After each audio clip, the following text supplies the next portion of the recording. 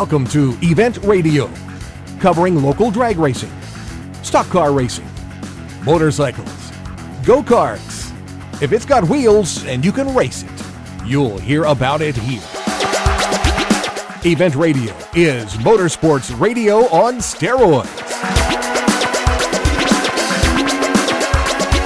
Now, let's join your hosts, Spivvy Williams and Terrible T Guy.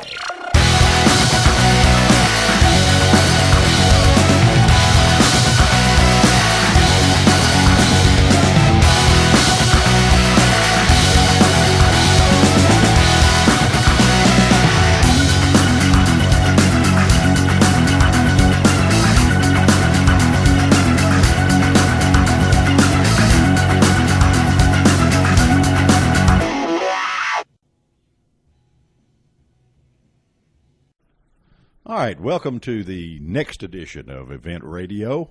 We're going to take you on a special place with a special friend that I have had the honor of having for longer than either one of us are old. See, we're not going to tell you our age, but this gentleman has worn more hats than most anybody I know. He knows more about so many subjects that this 1 hour will go by like a rocket ship. I mean, it will go so fast, it will be scary. The gentleman that T and I are going to, he used to race with Elmo. He used to race with your That's dad. what he said. Yeah. And we get to talk a little about this guy and introduce him to the world out there, I guess you would say, although the world probably already knows him. If they don't, they ought to, or If they will when we get done. They will when we get done. You'll have about 3 million new friends when we get finished. But my buddy, Mr. Joe Lowry, is who we're going to spend some time with. And Joe has wore a lot of hats, Terry. In the growing up for me, he was sort of the guy I was following at the very first street rod run that was ever done in Gatlinburg, Tennessee.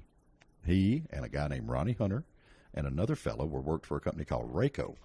And they went to that rod run deal, and that's where we became good friends. And that's been, if you know anything at all about the history of the rod runs in Gatlinburg, that'll tell you roughly how long ago that's been. Then we go on. I had a very, very close friend that you have met through us in an earlier show, a fellow by the name of Perry Holt. Joe was his jockey. He is one of his first chauffeurs that drove his race car. So this gentleman, not only he knows how to get his way around without a GPS, but he knows how to drive a race car. That's pretty doggone good credentials there. And does really well at it. Now, we go a little farther forward, and we just took a tour of the establishment that Joe has been one of the major people in for years. A little old outfit you may have read about or heard about called Tennessee Speed Sport.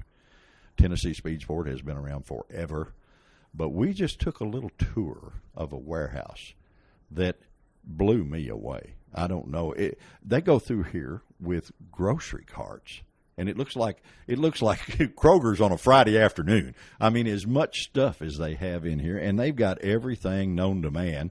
That you walk into the front counter, and please do that if you're ever in the Nashville area. Stop and see these people, because what you see in the front counter is cool, but you can't believe there's so much stuff in the back. Can you, Terry? I mean, I needed a pair of roller skates the time we got back. Yeah, I kept looking for a skateboard. Hot rod, truck, sound systems. I mean, these guys are humping, pushing these carts. Oh, they're getting it through here, buddy. I mean, a runaway grocery cart. You're sitting there dodging, and they're doing that is because they're so efficient in their shipping. They're so efficient in everything that they do.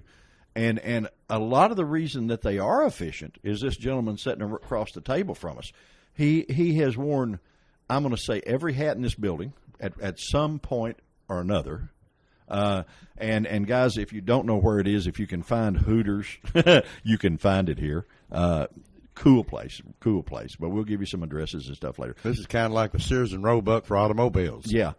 But another cool thing about Joe that does, he actually was instrumental in probably starting the mail order business that you now, when you go on, you see so many of these companies, Jegs and Summit and all of those guys. This man knows as much as they know, if not more. And he knows. See, back in the days when we were younger, it was really unique to meet a fellow like Joe, because he knew what to tell you to buy, and then also knew what to tell you to do with what you bought.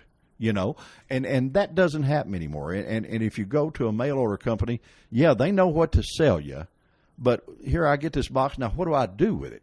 And the beauty part about these guys is you can walk in here and they'll not only tell you what to buy, but because they know, you know, not necessarily trying to sell you something, they know what's going to work. But all the guys that have won all these races all across the country, you're innovators, but you couldn't be an innovator without this gentleman and the knowledge he has, knowing to tell you what to use to go fast. Yeah, and him being an ex-racer, he knows how bad you need it. He's going to break his back to get it to you for the next weekend. I mean, right. Well, racers just pretty cool people all the way around. Huh? Oh, yeah.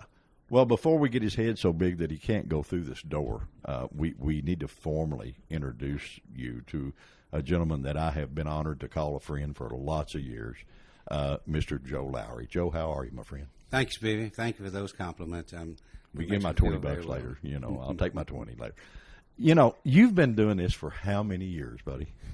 Well, I started racing in probably 1966. There's my 1966 Tennessee Speed Sport, and there was looks like I was racing A gas there. You look like a cross between Elvis and Larry Dixon. What happened?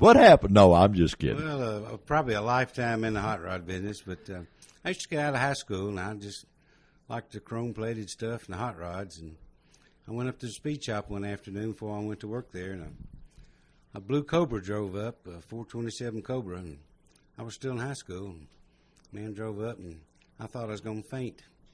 And I just stood there and stared at it, and I was kind of hooked for life. And so I'd you go said, up to the speed shop in the afternoon and wash windows and sweep the floor, and I guess I'd talk them into hiring me. And you were the gnat that wouldn't go away, I was the gnat that wouldn't go away. So, well, I be tell you careful what. What you wish for. Well, I tell you what, they're the ones that benefited. They, you know, and that's usually the case. You know, when you've got the desire and you got the love of it, the ones that really benefit are the guys that are in the office pushing the pencils, because you know what it takes to make things walk the walk, and that's important. That's big important. You know, we had to wait a few minutes. I'm going to tell you. And Joe was out on the counter for these guys, and if they ask him one question, they ask him 100. You know, while we were out there, and not saying anything negative to the young guys, they just haven't lived it, Joe. They haven't done it, and you have. You know, I don't know. What part of it? And like I say, you're a multi-hat wearing guy. What part of it's been the most fun to you? The race car, for sure. I know that. Well, it's just I've always enjoyed a challenge. You know, we just always, when I started racing for Perry Holt, he asked me one time, said, what kind of race car you want? And I said, I don't care, just as long as it's got great big tires on the back. Yeah, you know, you want it to go fast. You don't care what it is. Well, I remember the one that you were driving an Austin. And I got to take a pass or two in that car. And, buddy, you had your hands full in that thing. I mean, Perry, you were gone somewhere or something, and Perry said, would you do this, you know? And Perry was a great fella, but he was like me. He was sort of large in spots, and he didn't fit in the cars, and he always had drivers, and a lot better than me that day. But, you know, with you doing it and Jimmy Bruce later on and some of the guys. But, man, that was a handful car to drive. It was a fun car. Oh, yeah, it was fun. It was fun. It's like I talked to a guy with the fuel altered, and he said, yeah, it's neat. So we start out here, but you don't know where you're going to finish. Well, that's the way that car was. It was kind of like blowing up a balloon, turning it loose. Yeah, and you were along for a ride, right? Is that the most fun car, or was the funny cars fun, or what was the most fun? Well, they're all fun. That Austin was a fun car to drive. I always liked to get up on the wheelie bars and see if I could peep out the front and see where it was going to go. Well, you could be like Jimmy Bruce. I asked him one time. He was running one of my old funny car at waist high, and I think we were at Atlanta or somewhere, you know. And I said, "What are you doing?" He said, "What do you mean? What am I doing?" He said, "I was looking out the side windows." He said, "I knew wasn't nothing coming at me," you know. And I said, "Well, you're right. You know, it's the race car days were fun." Did you ever get into the street rods much? Not really. They you've sold a blue $1 worth of street rod parts. I know that. But my biggest interest was race cars and drag cars, because I always like to run them so hard to see where it would run out of them. Does it? Yeah. In other words, you want to make sure all the parts got to know each other. Is that right. what? And you were instrumental, I guess, in Tennessee Speed being the race car warehouse that it is. You guys have not only all the stuff we saw, and trust me, I'm wore out from the walk through this place, but you've got the hardcore race car stuff too, and that's sort of unusual, you know. Well, there's still a need for it. There's still need suppliers for it, and it's. I'm not sure you don't have more Holley carburetors than Holley does here. I mean, you've got walls full of that stuff. Well, there's all kinds of suppliers in the country, but for the hardcore racer, they're just like you and I were when we were racing. It's Wednesday, and we got to have it Thursday before noon. Yeah, or Wednesday afternoon. That's right. Yeah, or Tuesday night, and you realize Wednesday you didn't have it. You know, one of the two. Yeah. Was it you or I that bought an engine block, an airplane ticket? That was you. Seat on a plane. That was you. That was you. I did not do that. I put Susie on a plane one time and flew her to the Carolinas to buy a pair of heads, but because didn't have any money. But you actually did that. You they couldn't ship it, to the best of my memory, and you bought it a seat, and it put it on there as a passenger, right? I forget. As time goes by, those stories get a little different. Did it have to wear a seatbelt? I don't remember. As you get older, you went quicker and faster. Yeah. It you don't remember it quite as well. The speed equipment business, and boy, it's sure changed a lot from what I remember. I went to Chattanooga not too long ago, and I wanted to go by and see Honest Charlie. When I was a kid, I bought the first set of chrome wheels I ever had from Honest Charlie Speed Shop, Chattanooga, Tennessee. And he advertised all over the country. He was really the first mail order guy, wasn't he? He was the first guy in this part of the country that had it in stock. Is that what it was? Yeah, and then a lot of times in the old days, you get 2 or 3 guys together and you just go to Chattanooga and buy it. Oh, okay. And of course, he would put stuff. A lot of times you put stuff on a bus. Yeah, I remember that. Yeah, and you could count on or Greyhound, put it on a bus, or and you could count on getting it that afternoon. For the bus deal. And you were, I guess they thought the bus station was a popular place because there were all these racers hanging out waiting for the 4:30 bus from. I'm actually old enough to tell the story that in the beginning of this company, I used to take merchandise to the train company and would ship stuff on a train. Really? Yeah, Railway Express. I won't ask about the covered wagons or any of that stuff. I wasn't covered wagons. We did ship stuff on the train. Did you have a Wells Fargo sponsorship or something on a race car? Not saying that you're old. No, we're not that much different than each other. I remember, and long before you guys moved into this ultra modern killer place down here. That by the way, what is the address? I know it's 709. Rivergate Parkway. Rivergate Parkway. Okay. Goodlettsville, Tennessee. Goodlettsville, Tennessee. Well, I remember when you were on Clinton Street in Nashville, it's really not that far, but it is.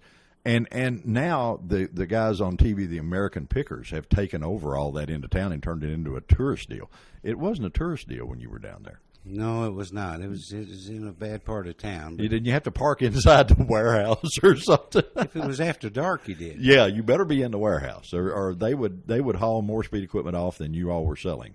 Well, our J.D. Etherly, the founder of this company, was the kind of man that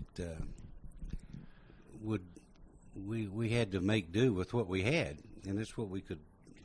We needed that. You had the warehouse. We had that warehouse that we needed that kind of square foot. Well, now it started out. You had a small store on Broadway, and you had Tennessee Speed Sport on one side of Broadway. Then you had Rayco, which was that seat. What was that? Well, it started out was Rayco seat covers, okay, and mufflers, okay, and that was JD's business, and then he started Rayco Racing Division at one end of the building. Right. It was on the other end of the building. It was on 1704 Broad Street. Okay. It was the other street off of Broadway. And then he decided to start Tennessee Speed Sport, which was on 1712 West End Avenue. Right. And we started out 2,000 square feet. And how big is this building? This building is probably about 80,000 square feet. Yeah, I know it takes a while to walk through this deal. Now, I mean, it's for an old fat guy. This is a pretty good. All I'd have to do is come down here and just walk around behind you for a day, and I'd never have to go join the gym again. You know. But Donnie Etherly and Steve Etherly own this company now and have done an outstanding job of putting this company where it's at today.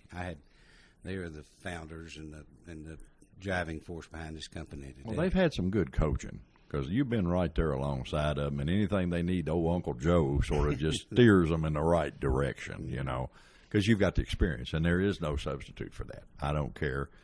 You can be a brilliant business person, but somebody that has walked the walk, that takes precedence. There's no question. What's the number one thing you guys sell?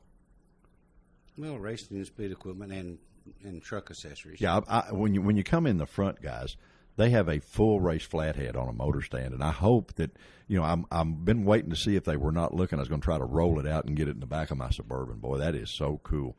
Do you actually sell parts and pieces like that? Yes, we sell flathead parts, cylinder heads, carburetors, manifolds, all of it being Elbrock, of course. Yeah. But there's so much cool stuff. I mean, it's it makes a difference when you walk in here and you see it in person or you look at it in a book. You know, Terry, of course, we're both reliving our second childhood. You realize that, and T was the motorcycle maniac forever, and y'all ought to get along. His bike was 150 pounds, 80 horsepower on nitromethane with no brakes. Is there a feeling here amongst you two? You ought to know. Well, I always preferred my race car had brakes. Yeah, well, he did, and he ran on ice too. I mean, he's a speedway guy, you know, pitching sideways 100. You would get a big kick out of it, and I'm going to leave you a CD of this. The show we did that's airing right now, I think, was a show from Tennessee Drifting. This is a new thing. Now, how do you adapt to the drifters? You know what I'm talking about for sure. Yeah. Is that? Are you liking that? Do you like that stuff? Well, it's always hard for me to tell who the winner is. Well, we really hadn't figured that out yet. You know, we went to it, and my buddy T here will do anything. You got to understand, he is the crazy man. So we're sitting talking. There's one of these kids from California that goes all over the world doing this. He goes to Japan, and he goes factory guy. Another guy from Murfreesboro, Tennessee, that's putting this thing on. And T said, "What's the chance of me riding in that thing?" Oh, boy, so get right in, you know. Well, he does, although we put him in there with the recording equipment too.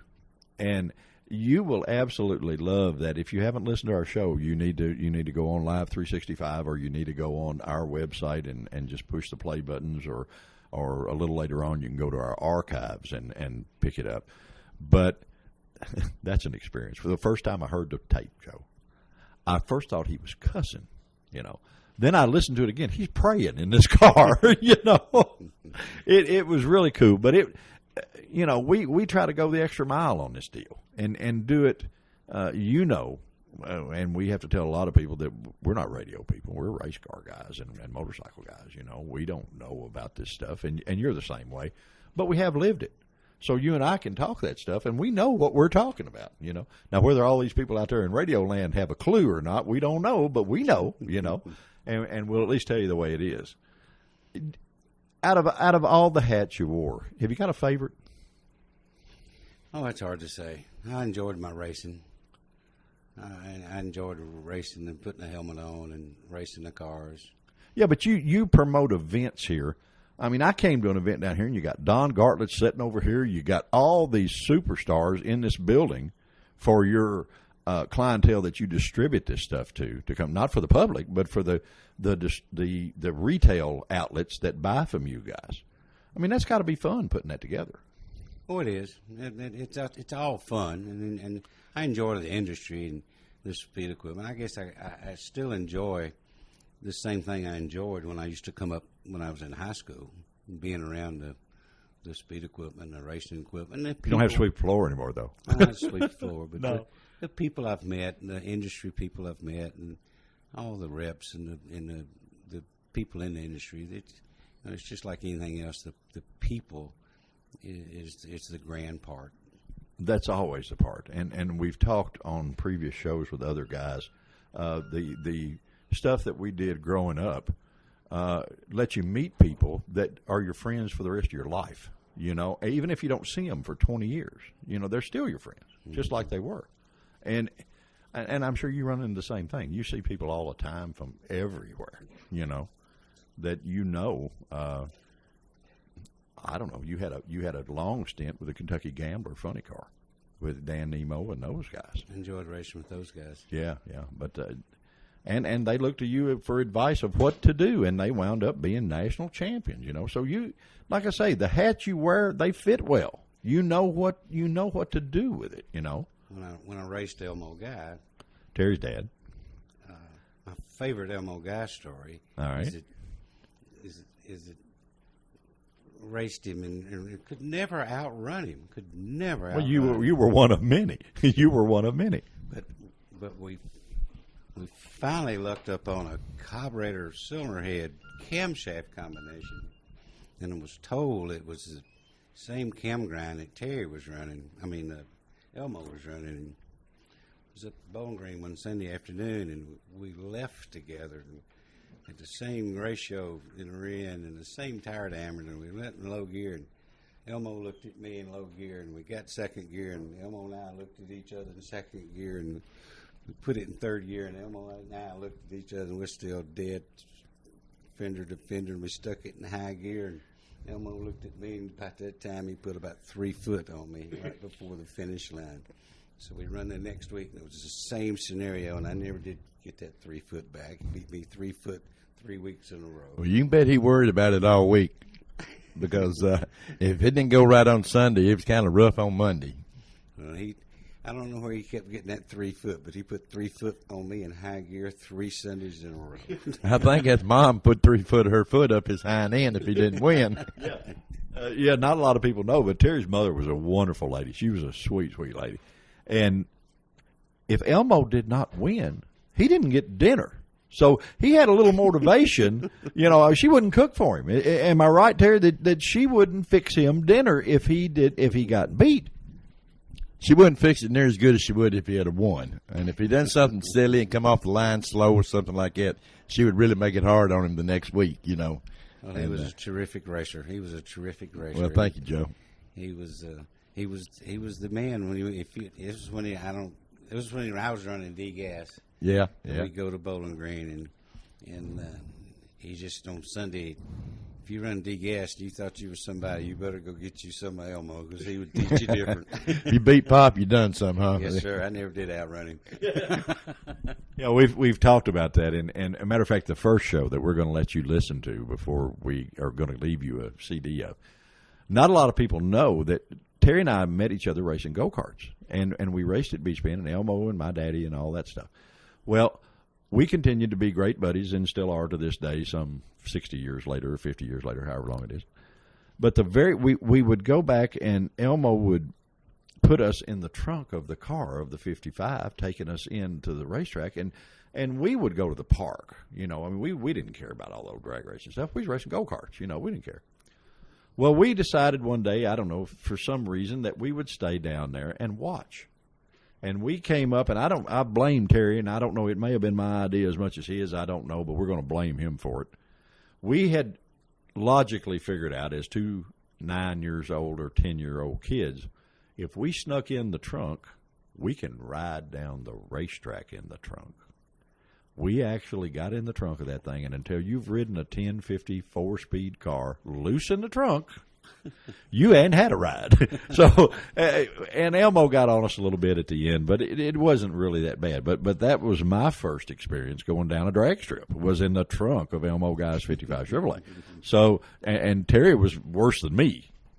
Spivey, I think he just, when he got out, he was probably mad, but when he figured out it was us rolling around in the back instead of him breaking something, he was glad it was us instead of something he broke. Yeah. Well, what happened, he couldn't hear us. We were screaming the whole time. I mean, to the top of our little lungs, we were scared to death, back there. I mean, we're getting beat around pretty good in his trunk. But the more RPMs of the motor were up so much that he couldn't hear us until the shutdown area. Well, the motor went down, but we kept on screaming, we didn't know this was over, And he pulled over, and boy, he was out of that car. Terry made remarks that he probably thought the rear end was going out or something. He heard all that noise. He jumped around and got that trunk open, and there's his two little buddies just beat to pieces back there, And he was going to chew me out, and then he looked at me and he said, I was really going to get on you. And then I thought about I probably would have done the same thing you did. So He was just such a nice guy, such a cool guy. Anybody else comes to your mind that you had a lot of trouble outrunning? That was no deal as far as getting beat by Elmo. There were guys that spent entire fortunes trying to outrun him that never got it done. So, anybody else that there was a guy that had a car, a '57 Chevy called the Tennessee Stud. Do you remember that car? Or am I going back too far? No, I remember that car, but it was a good looking black '57 Chevy. And there was Otis Deck. You remember Otis Deck? And I never did run that car all that often. I think he ran at Union Hill a lot. Did he? Which is now Music City Raceway. Yeah. I never did run that car all that often. Well, you ran against a show enough bunch of guys. A bunch of folks that. We never did run the same racetrack a lot. We traveled around quite a bit when we had those gassers at Austin, and we had that '55 Chevrolet Giddy Up Go. Yeah, I remember that. That's the one I run Elmo with. And it was a modified production car, and then it was a gas car, and we built the Austin car, and went on and built a bunch of cars, Yep, and then we ended up now called Funny Car, and had too much fun. That's what it was. Yep. And had to go to work for a living. Well, and the bad part about it, guys, and I know this, and you don't, but he has excelled in all those areas. It wasn't just any one that he did really well at. Right now, this place has grown from the little 2,000 square foot thing, and you're very modest, but you've had a big hand in this, to the 80,000 square foot mega store that this is. And with all these golf or grocery carts running around, have you got one of them that's got a motor on it I'll try it? Have you got one? No, we used to have some carts around here, but we felt like we'd be better off to keep them manual. Y'all raced them probably. I know. Yeah, you probably did. You got guys upstairs that handle all of the telephone. You got it looks like a telethon. You walk up there and there's rows of telephones, and this is people all over the United States calling to place orders for them to actually. You told me the computer never prints out a piece of paper. It goes to the particular area that it needs to be in for them to fill the order. Is that right? Well, some customers are electronic, some of them are paper. It just depends on what type of customer it is. But you supply a lot of the big stores. We won't get into who they are because they may not want that known. But a lot of the big stores, everything that you think is coming from somewhere else is actually coming right out of this little building right here.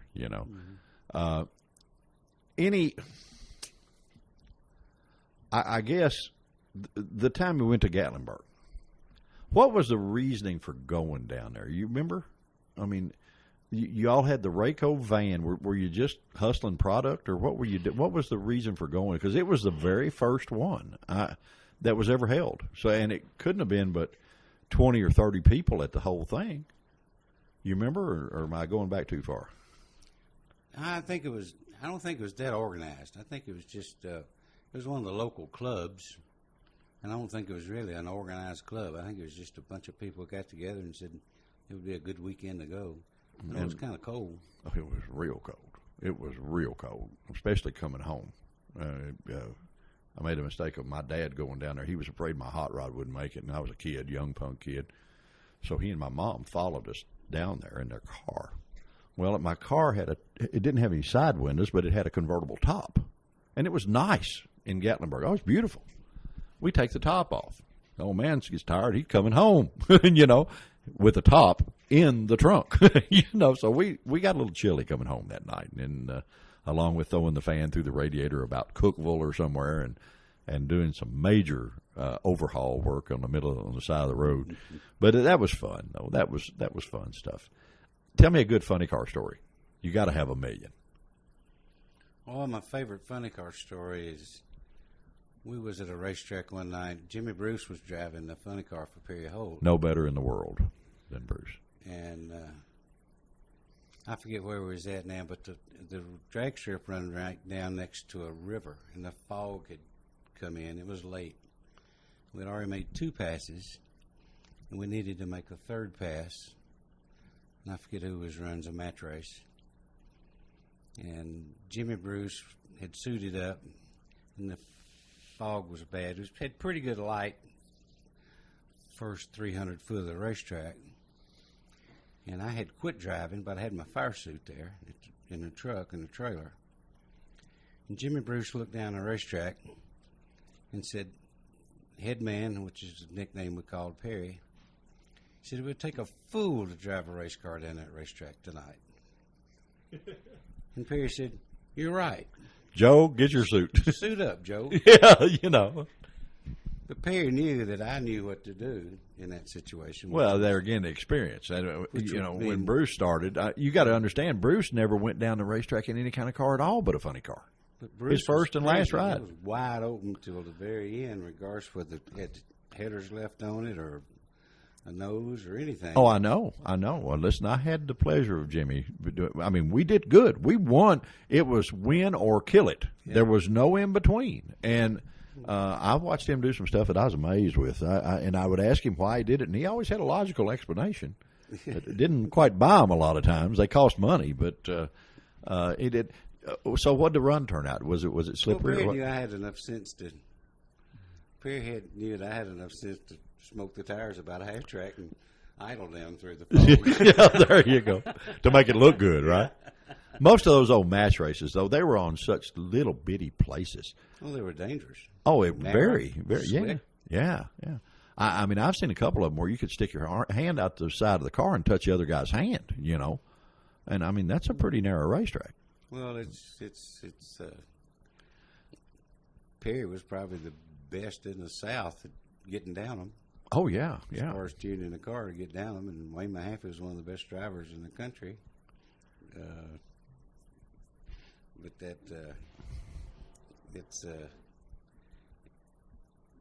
Mahaffey was one of the best slick track drivers in the country. Oh, yeah. Oh, well, he was one of the best, period. And, I mean, he was one of those guys that the alcohol funny car was a slow ride to him because he had got out of the fuel stuff, and come and done that. And it was just a, ready to go kind of thing. Perry, I miss him a lot. I know you do. He was a different guy. I mean, to look at him, would you have thought he was as smart a funny car guy as he was? Oh, Perry was a brilliant man. He would figure things out. He would take a lot of. It took a lot of parts that made them go fast and made them last, and he'd buy parts from people and make them work, repair them. Yeah, he could take the stuff that everybody else was ready to trash and turn it into the best stuff out there. Yeah, make it work. Yeah, make it work, no doubt about it. And built his own trailers. He built his own everything. Well, I know you helped do a lot of that too. So, along with your other hat, you have a fabricator's hat that. It may be the one that the Bills turned backward for the Weldon helmet. I don't know. This is one of those deals, guys, where there's so many things you could ask that you sort of draw a blank because there's so many directions you could go.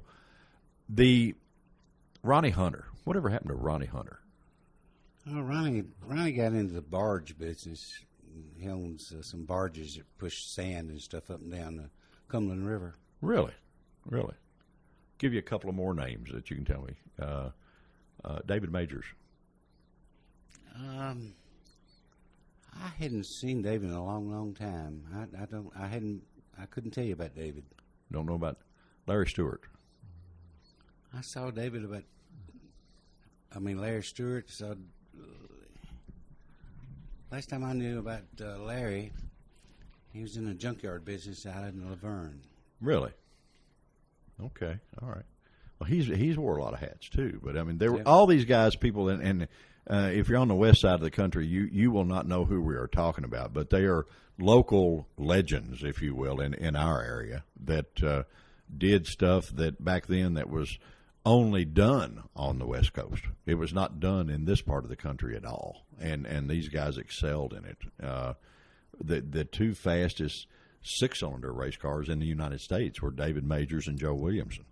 They won more races than the law allows, and they were the bad guys. I don't care where you went.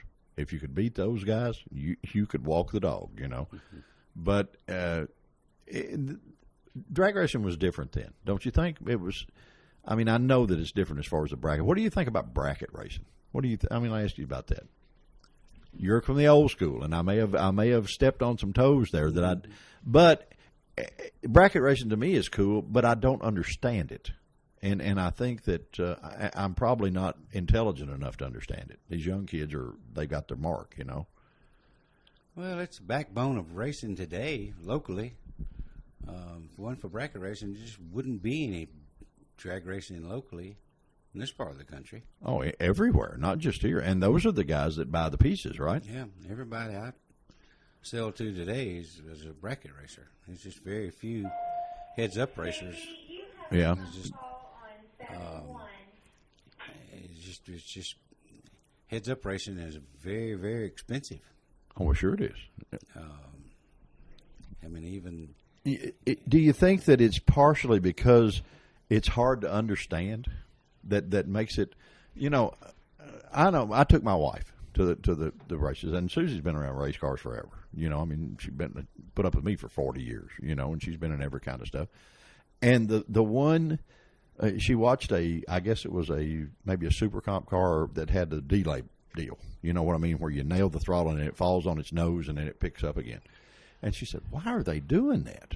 You know, well, she didn't understand that it's all about the timing and all of that stuff. But has that hurt the sport any at all, Joe?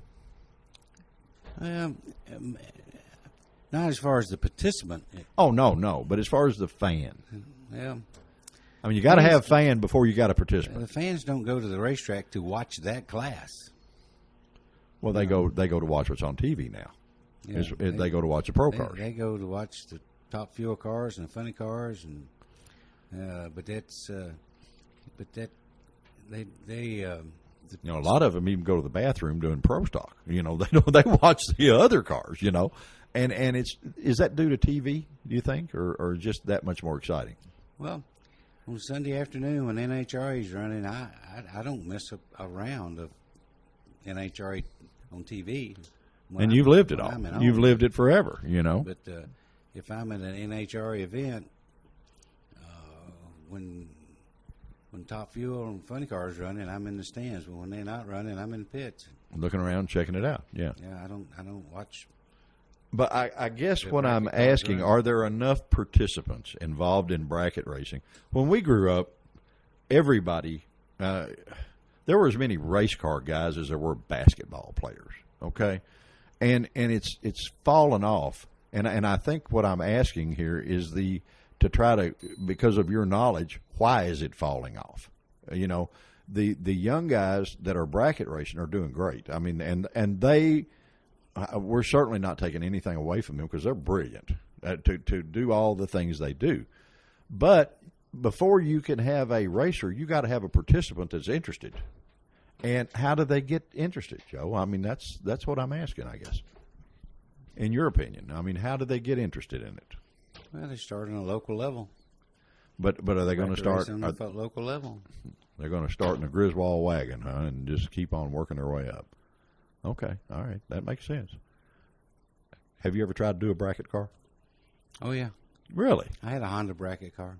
Did you? No kidding. I built a Honda bracket car when the Hondas got popular, just so I could. Well, I knew you did the import thing a little bit. Was that a rush or what? How do you do the front wheel drive thing? It's got to drive different. It's got to. Well, the one I had didn't create any problems. Oh, really? Are you saying it wasn't fast enough to It quit? wasn't very fast. Oh, okay. Some of those those little imports fly. The one I had didn't. Somewhere between first and second gear, I'd wave it to grandstands. it was But you had kinda- fun, didn't you? Well, yeah, it was. Yeah, you still had to leave on time. Yeah, but usually you're used to being in a tow vehicle that runs faster than that. You know, I mean, you know, at the Hot Rod Reunion, I talked to a fellow by the name of Hubert Platt, and I know you know who he is. Mm-hmm. And he told some more stories about the old early funny car days of putting toolboxes in the trunk to do wheel stands and all this stuff. You remember all that time? It was a little bit before my time. Was it? Yeah. Surely not. Well, the first funny car I ever saw was at Bristol, Tennessee. It was the altered wheelbase AFX kind of cars. Yeah, that's what he was talking about, I think. But, I was a spectator. I was in the stands. Don't worry, you like the other stuff, huh? Yeah. Out of all the cars you drove, is there one that you just sort of catch yourself sitting around thinking about more than the others? See, race cars are like women. You got, and you better you better say the one you married is the one you cared the most about. But still, they're you have a special affection for each one. Is what I'm saying. Well, the A-gas car, the 92-inch A-gas car. It was a handful. Well, yes. that was a fun car to drive because it was was such a everywhere. short wheelbase. Well, it was everywhere. Yeah, it was. That was the most fun. Was it? Yeah, because it was so unpredictable. Anything that you tell me? Anything I need to ask you that I hadn't asked you? That's all right. We're in the middle of a working warehouse, guys. So you're going to hear some stuff that we did Hot Rod Reunion. You heard Top Fuel Cars in the background. Now you're hearing a working speed equipment warehouse that has wall to wall stuff everywhere you turn. I mean, I couldn't believe how much stuff, how much inventory you guys got. Gee, that's amazing. As far as being in the speed equipment, the racing parts business, and racing, it's just you just be careful what you wish for when you're real young. You're liable to end up with a bald head and a gray beard and still doing what you was doing when you was a sophomore in high school. You don't have any regrets, do you? Oh no, I wouldn't change a thing. Wouldn't change a thing. Wouldn't Except maybe change try to outrun Elmo again. You want to do that again? T-Bone, you're sitting over awful quiet. I think you're enjoying hearing all the stories about your dad and stuff from Joe, because he was a fierce competitor back then. And, we've talked about a lot of things on Elmo, and nobody really realizes how far advanced he was. When he built a Z28 motor before General Motors knew what it was, And, I mean, lots of stuff. And that, of course, that's why he's in the Motorsports Hall of Fame, What, if Joe Lowry could go back and rewind the clock and do any one of it over again, what would you do? Oh gosh, baby, I don't know. That's something I'd have to give some thought to. Or is there anything that you want to know about? Say, I did it with my eyes closed because I was scared to death. Is that what you're saying? There's got to be some point that you look back. I know there is for me. I look back at certain times and I think, boy, was that fun. Daggone, I wish I could do that again. But you get old, fat, and ugly, and you can't do that anymore. So, my career of being an exotic dancer, I figure is never going to make it. But is there something that stands out in your mind that you wish you could just, rewind the clock and do? Gosh, that's a tough one. I've never given that any real thought.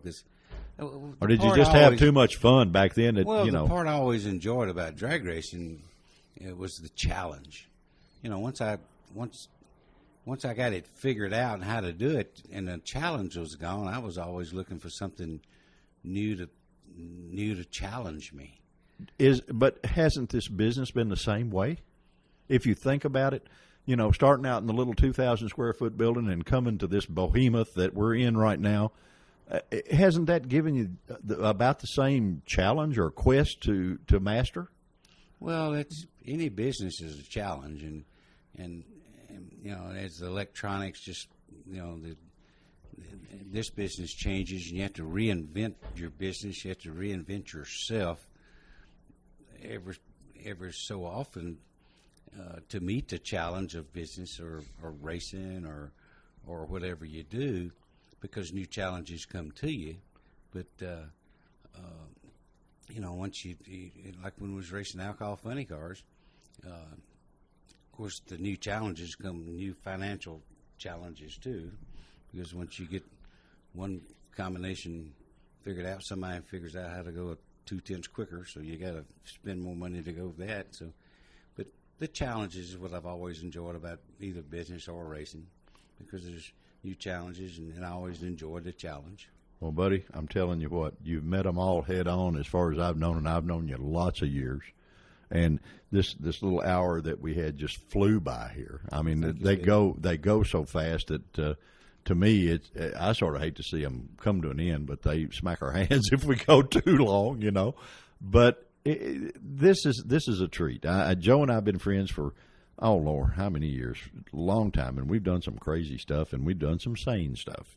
But nobody enjoyed being around anybody than I did you growing up. You were a highlight in my life, and getting to spend a big part of it with you in certain times was really cool, and I want to thank you for that. That's memories that I have that I get to keep, and to get to come down here and see this wild deal. I mean, this sort of makes me glad I'm retired. It made me tired walking through there. But, thank you so much for joining us on Event Radio. I'm sure that the fans probably wish we'd keep you on here for another 2 days, and I know you're busy, and all these people running in and out looking for you, and where's Joe? Well, he's in there. Okay. There's been more people to this window than there have been looking in Al Capone's jail cell, wanting you out there. But thank you, my friend, for being on Event Radio. Thank you for your time. Thank you for being as informative as you are, but more important, thank you for being a friend. Thank you, Spivey. See you, buddy. Bye-bye. Bye.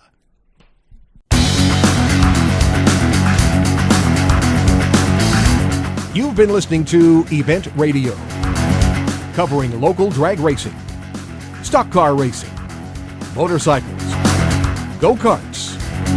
If it's got wheels and you can race it, you heard about it here. Event Radio is motorsports radio on steroids.